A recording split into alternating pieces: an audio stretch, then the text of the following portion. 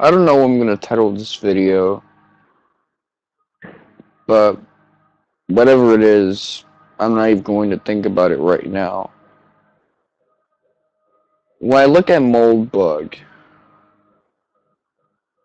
and what he's popularized or repopularized, repackaged, one thing that is important for me to appreciate and realize, one of the things that might have been more difficult for me to take into account because of all the things I've skipped and all the things I've missed out on, is the fact that Moldbug is helpful for neo-reactionaries when it comes to looking at Christianity, because people tend to make the mistake of thinking that Christianity is this universalist, lefty thing by nature. And what Moldbug essentially does is he says, no, that's just Quakerism. This is puritanical stuff. That's Protestant stuff, non-apostolic Christianity. And it all comes from that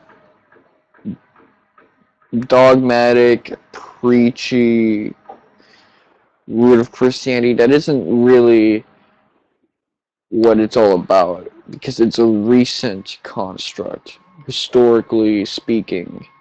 In terms of the centuries, it's more recent, and it's not rooted in the very core of it. But then Moldbug will do this thing where he completely disregards the Jewish question. And that's a problem. That's a problem right there. Because you also have to take into account Judeo-Christianity. Guess what? That's also a problem with Protestantism, but it's a bigger problem.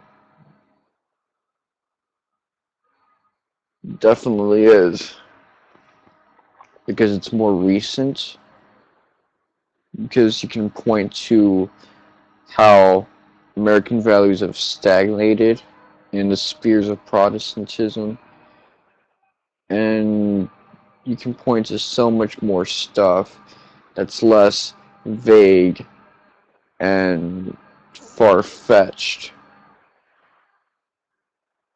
You can point to the conservatives and neocons and their desire for Zionism, and to treat Jews as this protected group. You can see policies that are pussy, that are sheltering people too much, but they have a veil of Christianity which would contradict being overly protective. It would actually go for something that's Faustian in nature.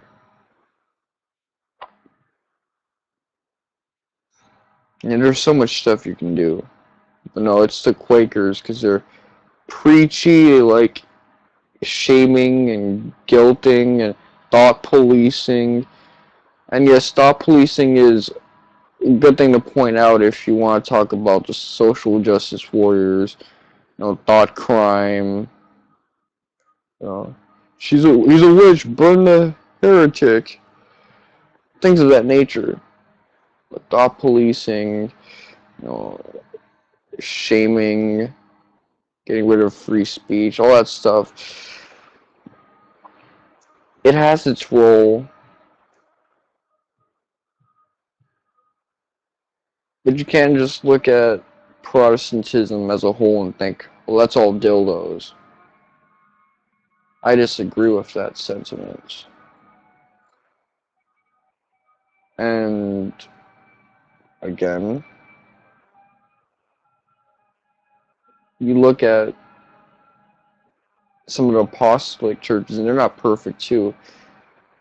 And a lot of people have to become sedevacantist because the Pope is dildos. I've been using dildos a lot in this video as a term, more than ever. That's how you know I'm getting kind of lazy, but he's dildos. So let's be sedevacantist. Guys at the top of the sedevacantist ladder, they condemn racism. Like, what, Diamond Brothers or something? Say racism is a mortal sin. And you see them essentially act no different than Apostolic Westboro Baptist Church, straight down to videos where a sedevacantist will say, oh, well, this person's going to hell because of the life that they've lived. You know, this new celebrity that just died, you know, go through every week with a new celebrity, a new headstone to preach your nonsense. And while they might be right, you gotta realize people can spot a scam. And orthodoxy, well, that's another thing. They're just so different. And in that difference comes some of the bizarre ideas and differences in thought, like what hell is. So,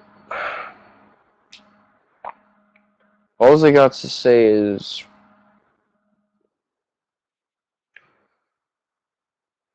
Moldbug isn't always fair when it comes to this stuff. You gotta look at politics and the modern religion of liberalism, since he is basically saying that liberalism is a religion now.